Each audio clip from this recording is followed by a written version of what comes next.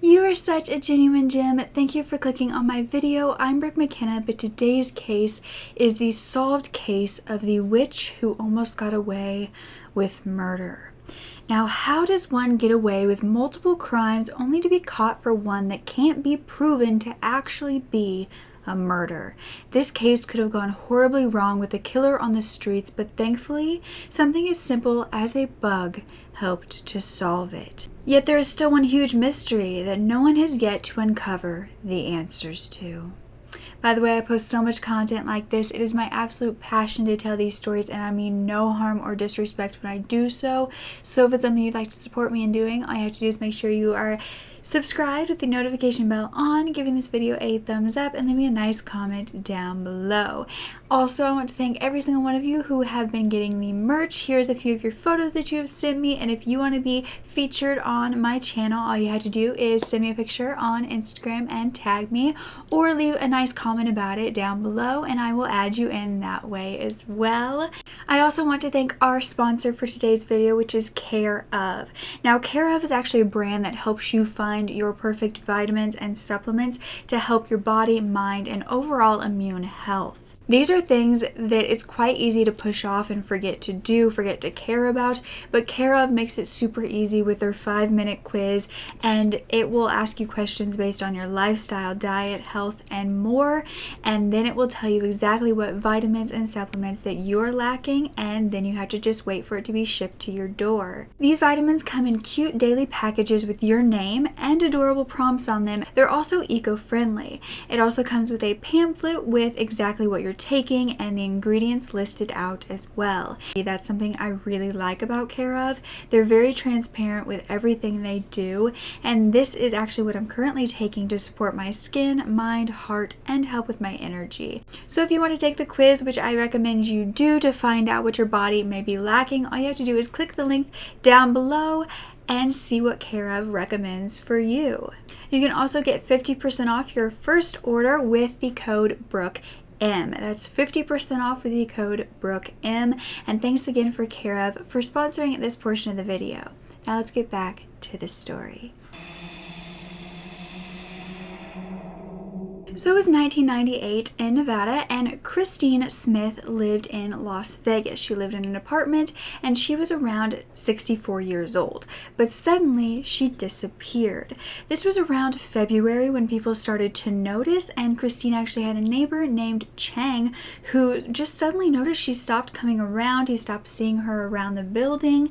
And the thing was, Christine was older, but she did have 2 kids that were said to be kind of in her life, or she at least had contact with. And so these were grown children, and it was a son named Travis Smith and a daughter named Brookey West.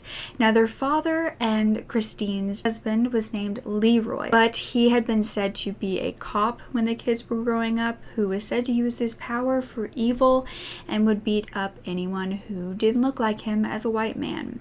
But we'll dive deeper into the family and their issues in a bit. Now that Christine had vanished, people were informing the child that they could get in contact with at this time, and that was Brookey. But Brookey didn't seem concerned at all. She actually said she knew exactly where her mother was, and allegedly Christine had gone to live with her son Travis. The only strange thing about this was that Christine and Brookey had both mentioned that Travis was kind of a member of the homeless community. He had no credit, he suffered with drug addiction, he had 2 felonies on his record, and he had a history of mental illness, so not someone that you would really want to rely on to go live with. But Brookey said that he was kind of in a more stable position, and he was living with his girlfriend in Santa Clara in California. And so he offered for his mother to come and live with him. And so when Brookey said Christine had gone there, the police really didn't need to get involved, and there was no investigation at all. In fact, they didn't even really know this woman was missing because all of the concern was dropped when they talked to Brookey.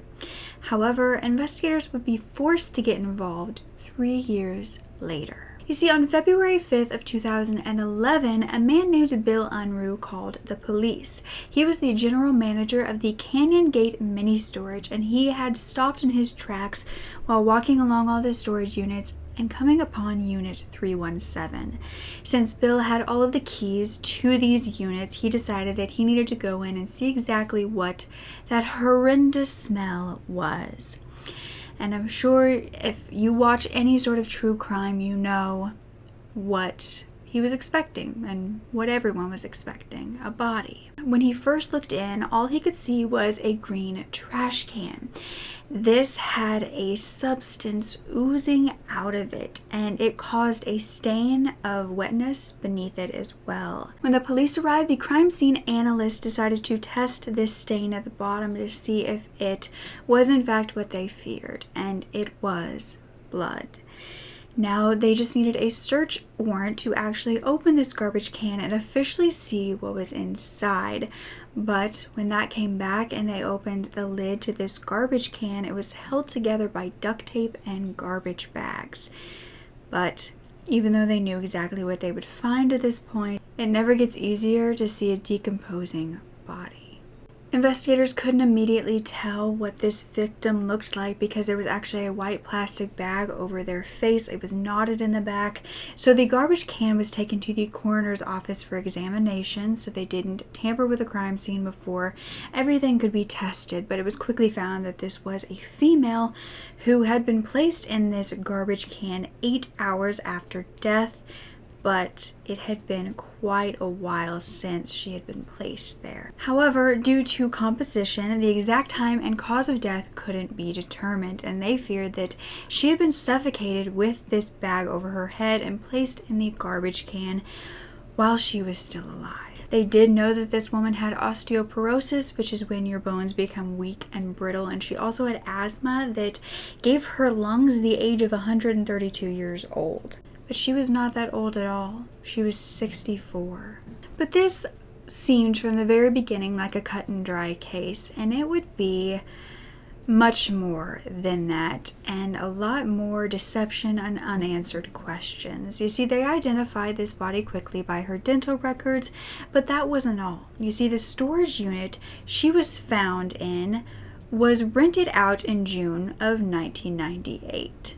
The manager of the Canyon Gate Mini Storage, who was named Bill, told investigators that basically 5 months after Christine disappeared, West and Smith came to get a unit. Now, all I could find was the last name West and Smith, and nowhere was it specified whether this was Christine Smith or Travis Smith, but it was Brookey West. This would make a big difference in if her and her mother came to rent the storage unit and if Brookey and Travis did, but that is what I could not find.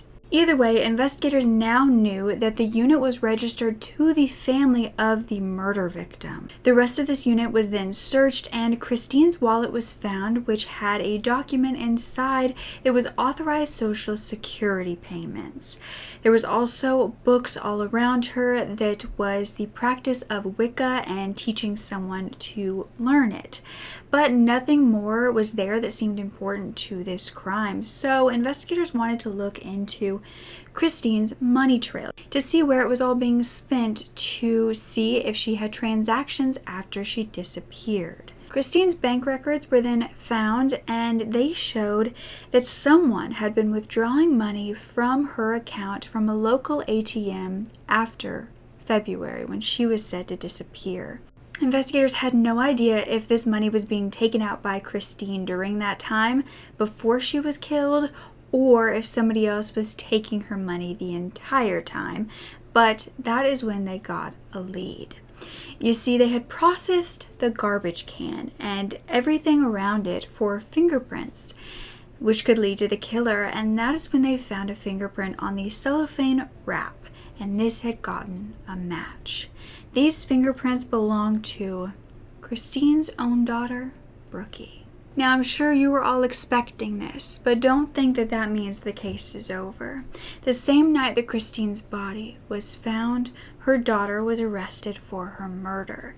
But during questioning, Brookey said that she didn't kill her, but she did place her there. She was saying that Christine had died naturally and peacefully, and that she panicked and stuffed her in a garbage can. Now, knowing that this isn't the normal reaction for a daughter to find her mother deceased and stuff her in a storage unit rather than calling for help, they decided that they were going to charge Brookey with murder. They believed that Brookey had planned to use her mother's Social Security income after she killed her. But the only way to prove that this wasn't true was to find her brother Travis to corroborate her story that Christine had actually moved all the way to California with him during this time.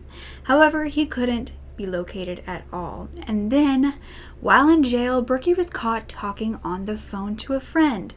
She told the friend that she didn't send her mother to live with her brother, and that was because no one knew where he was and hadn't seen him in years. Yet this wasn't the only thing found. There was a letter to the Social Security Administration from Brookey herself prior to all of this, and it was a request for Travis's Social Security checks to be direct deposited into his bank, due to the fact that Travis was a recluse and wouldn't get out to cash these checks. So Brookey had made this request for him for direct deposit. Yet Brookey was now admitting, accidentally, that she had no idea where Travis was. Something wasn't adding up. So the next thing that investigators decided to do to find any more leads or tips was to go and talk to anybody that could have possibly known Christine, and this involved people at her prior apartment. And so they found her manager, and her name was Reese. And Reese told investigators the exact same thing that Brookey had been saying to them, and that was that Christine went to live with her son Travis. And Brookey had told her this as well.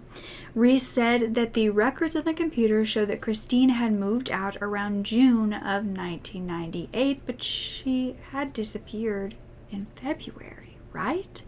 This was also the same month that the storage unit was rented out. So this kind of makes sense if you think about it. If Christine was moving out of somewhere, she would need to put her belongings somewhere, which makes sense to getting a storage unit. Until you remember, she was also stored there herself. But Reese also claimed that she had seen Christine and Brookey together all the time, and that Brookey even lived with her for a few months, and that they were thought to have a good relationship. They didn't bicker or anything. Christine's previous neighbor, who was Chang, who we talked about at the beginning, noticed that she had disappeared, and he was questioned as well, and he said that the last time he saw her was in February. But 3 days later, Brookey came to her apartment, told him she had gone to live with her son, and was then moving her out of her own apartment. Now Chang went to help, and that's when he noticed something very strange.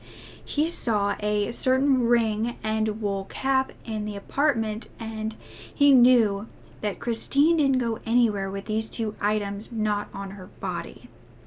He just didn't know what to do with that information. Now, another neighbor and friend of Christine's was named Tyra, and when she heard about all of this happening and Christine moving, she wanted to know more. She asked Brookey why Christine hadn't called or written and why she hadn't heard anything about this before, but Brookey demanded that she was fine and that she would probably call her later.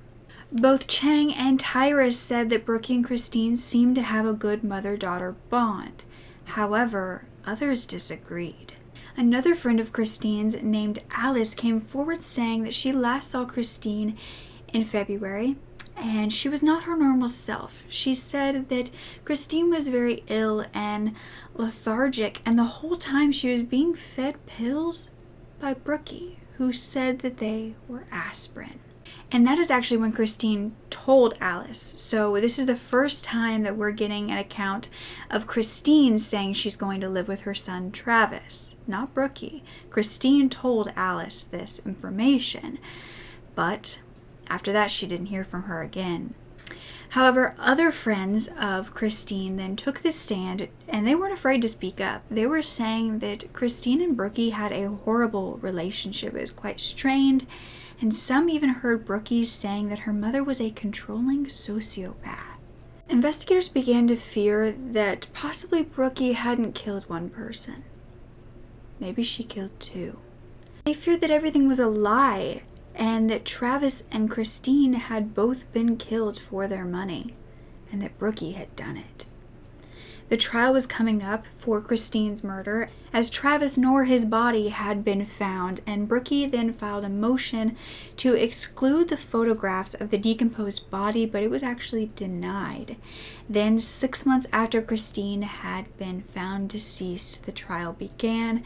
It was July 3rd, 2001, and the testimonies then started. This is when the forensic pathologist that had conducted her autopsy began to explain everything that he had found. He said that there was a waxy cheese-like material on her body, and this was from the breakdown of body fats and fatty acids. And this is what caused them to realize that she had been in that garbage can for more than 6 months. Her clothing was also in perfect condition with no rips or stains, and the bag was tied in a knot over her head, but the knot contained a piece of her hair, like it had been quickly tied. He said he didn't know if this meant that she was killed by the bag or not, and also he said that he couldn't say whether it wasn't natural causes because it was also consistent with that. But she didn't have any underlying issues other than her asthma. Christine's brain was also tested, but it showed no signs of drugs. But the sample taken couldn't really be conclusive because it was said that her brain was already liquid. That's when doctors who had actually seen Christine alive began to come forward. One was a nurse named Judy who said that about a year prior, Christine began to come to her, saying that she had smoked all of her life and had asthma, but she was also having issues with her memory. Now, Judy at this time gave Christine 2 inhalers, one of which Judy did testify could cause heart irregularities and death, but it was less likely to happen. Like all medicine, there are side effects. Judy said that the last time that she saw Christine, she was in great condition, but a month later, she vanished. A forensic entomologist named Neil Haskell also testified, and his testimony was said to make the case against Brookey West. You see, Neil began to talk about blowflies and how these insects appear on corpses after death. Christine had none of these on her, which he believed was because she was put in the garbage can directly after she died, or even while she was still alive. They wouldn't have had access to her body while it was in this garbage can while she started to decompose. However, coffin flies were found on Christine, and they are known to actually cannibalize dead bodies after decomposition, but the difference is they can get through tiny nooks, which they could have gotten through the trash can to her body. Neil said that this made him believe that Brookey had lied about what she had done to her mother, and the prosecution claimed that she was true evil, that this was the most heinous, the most bizarre, and the most out of the ordinary case they had ever prosecuted. 16 days later, on July 19th, after 2 hours of deliberation, Brookey West was found guilty of the first-degree murder of her mother and given life without parole. She was known as the witch for her interest and practice of Wicca. But this isn't where the case ends. You see, they still hadn't been able to locate her brother Travis, and this was still a huge fear of theirs, that he had been murdered as well, and his body had still not been found because it had been hidden somewhere else. Yet 3 years later, in 2004, a man checked into the Santa Clara Medical Center, and Travis Smith's social security number and name had been used. Now, unfortunately, investigators didn't know about this right away. They received the information after the bill for the hospital visit was sent to Brookey's previous address where she lived before she was in jail. Yet once again, by the time investigators got this information, this man had disappeared, and investigators then feared that this wasn't Travis at all. It was someone using his identity to get medical treatment, but the toss-up to that was that nobody knew why someone would want to use his name and his identity, because he did have 2 felonies and a history of mental illness. He didn't have any money, and nobody knew why they would choose him. Brookey was still claiming from prison that Travis was still alive and would show up to confirm her story and clear her name at any moment. But Travis had never talked to the police or stayed long enough anywhere to confirm that it was really him. No one knew what Travis really looked like to compare him to sketches made by the doctors at the hospital staff who treated him. They couldn't even do that because they didn't know what he looked like at this point. He appeared to be a ghost that came and went. Now, the two of them, Brookey and Travis, had quite the childhood. Brookey was born in 1953 to Leroy and Christine, but her parents were both alcoholics, and her family had to basically beg for food, stay in hotel rooms to get by. And by the time Travis was born, Christine was old enough where, well, she wasn't old enough actually, she was a child when she began to have to watch over him when her parents would just leave and go out and come back whenever they felt like it. But her father, Leroy, was said to actually be a satanic witch, and Christine was said to be in and out of prison this entire time. Leroy taught Brookey a lot about witchcraft, and this would be fine. You know, Wicca and witchcraft is not evil, but the problem is it can be used for evil. And Leroy was said to have a lot of hate within him, and he showed that to a lot of people.